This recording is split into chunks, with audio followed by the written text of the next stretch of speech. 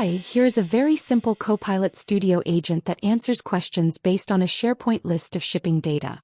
There are no instructions and just one tool.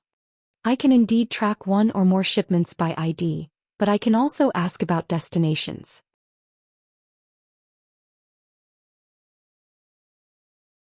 If I am too vague, it will use general knowledge.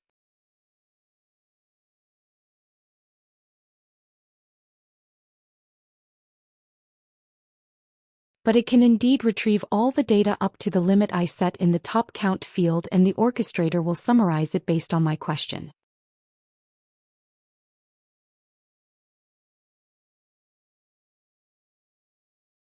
The OData queries are created on the fly by the orchestrator during the filling of the input field of the tool and based on the context. I can therefore ask for the number of pending shipments, and also ask for a table showing them per the destination listed earlier in the conversation. Here is the SharePoint list. It contains 5 columns of interest that I have mentioned to my SharePoint Get Rows connector. Here is the agent overview page. It's mostly empty except for the one tool. Here is the tool configuration. I changed the name from Get Rows to Get Shipment Details.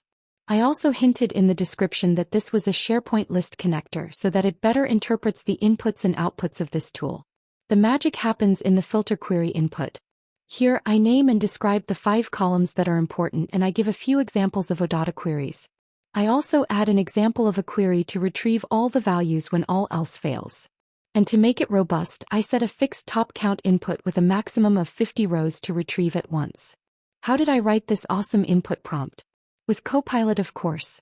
I gave it a screenshot of the first few rows of the SharePoint list and asked it to assume that I am using a SharePoint connector in Copilot Studio, and I want to instruct the agent how to write the OData filter for the SharePoint connector to this list.